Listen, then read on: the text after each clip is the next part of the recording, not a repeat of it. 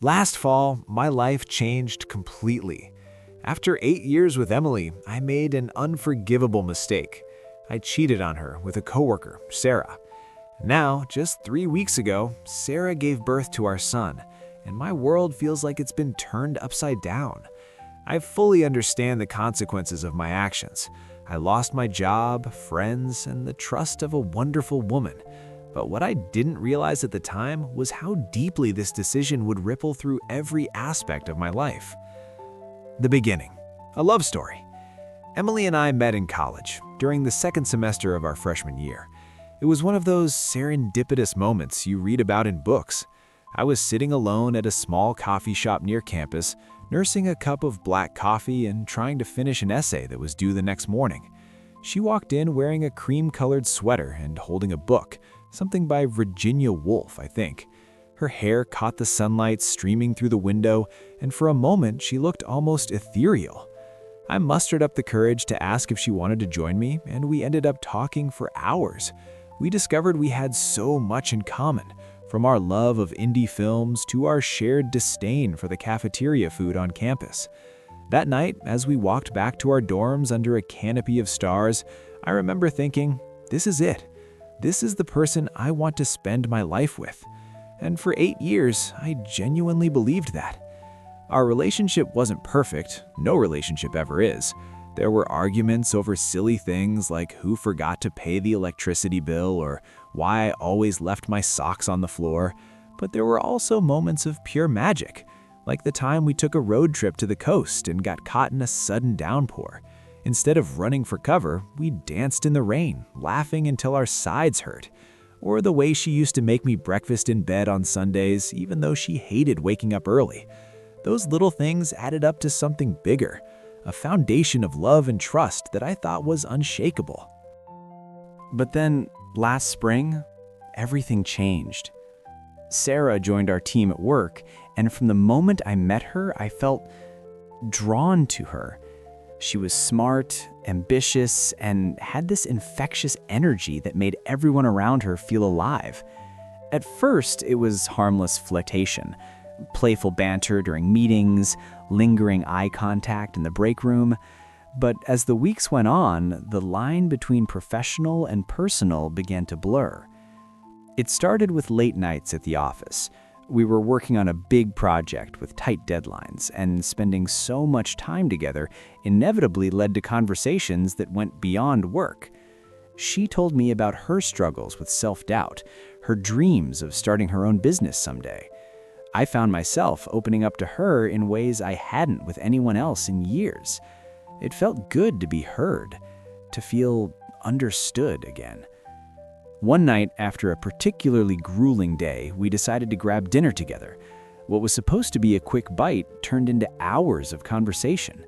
By the time we left the restaurant, the city was quiet, bathed in the soft glow of streetlights. When she leaned in to kiss me, I didn't stop her. In that moment, all rational thought disappeared. All I could think about was how good it felt to be wanted again. Looking back now, I see how selfish and immature I was. It wasn't just physical attraction, it was the thrill of something new, something forbidden. I convinced myself it was harmless, that it wouldn't affect my relationship with Emily, but deep down I knew I was lying to both of them, and to myself. The fallout. When Emily found out, she didn't yell or scream. She didn't even cry. Instead, she did something far worse. She went silent. She boxed up all my belongings and dropped them off at my parents' house without a word. Every message I sent went unanswered. Every call went straight to voicemail. I reached out to our mutual friends, begging them to intervene, but no one could get through to her. She simply erased me from her life as if I had never existed. Sarah and I tried to make things work, but it wasn't easy. For the first few weeks, there was tension between us. She saw the hundreds of messages I sent to Emily, pleading for forgiveness. But then, something unexpected happened. She got pregnant. The news hit us both like a freight train. Suddenly, we weren't just two people who had made a mistake. We were going to be parents. The gravity of that reality brought us closer together. our relationship became less about passion and more about survival. The turning point. Fast forward to last month. Emily contacted me out of the blue, saying she had found an old locket my grandmother gave me when I was a child. It wasn't valuable, but it meant a lot to me. She offered to let me pick it up on a specific Saturday morning. As fate would have it, that was the day our son was born.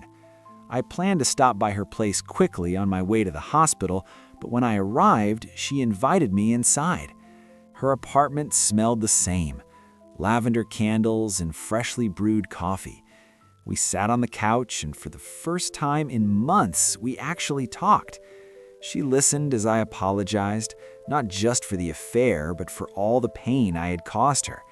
I told her how much I regretted losing her, how I wished I could turn back time and do things differently. When we hugged goodbye, it felt cathartic. Not because I still had feelings for her, but because I finally felt like I was starting to make amends. But when I got to the hospital, everything fell apart. Sarah had blocked my access. Later, I found out that Emily had sent her a video from her doorbell camera, along with a scathing message. After a passionate night with you, he didn't even bother to shower before meeting his new family. The footage showed our hug, cropped in a way that made it look like something more intimate. The present, living with regret. Now I'm stuck in limbo. I haven't seen my son since the day he was born. Sarah refuses to let me near him, and everyone, including my own mother, believes the worst about me. They think I betrayed not just Emily, but Sarah too. No one listens when I try to explain what really happened. My mom's words still haunt me. You threw your life away for a quick fling, and now you've ruined your son's future. The hardest part is knowing that I brought this on myself. I destroyed the trust of two women I cared about deeply. I lost my career, my friendships, and my reputation. But the thought of never seeing my son again, of him growing up thinking I abandoned him, is unbearable. Sometimes, late at night, I lie awake and imagine what might have been. What if I had stayed faithful to Emily? Would we still be together, watching sunsets and raising kids? Or what if Sarah and I had met under different circumstances? Could we have built a life together without the shadow of betrayal hanging over us? These questions torture me, but they also remind me of why I need to keep fighting. I owe it to my son to be better, to prove that I'm not the man I was last year. Reflections on redemption. I often think about the concept of redemption. Is it possible to truly make amends for something like this? To rebuild trust after breaking it so completely? I don't know the answer, but I do know one thing. I can't give up. Even if it takes years, even if no one believes me, I have to keep trying. For my son, for myself, because the alternative, living with this guilt and regret forever, is unthinkable. Every morning, I wake up and tell myself, today is a new day. Today is a chance to be better. Some days, it feels like enough. Other days, it feels like nothing will ever be enough. But I keep going, one step at a time, hoping that someday, somehow, I'll find a way to make things right.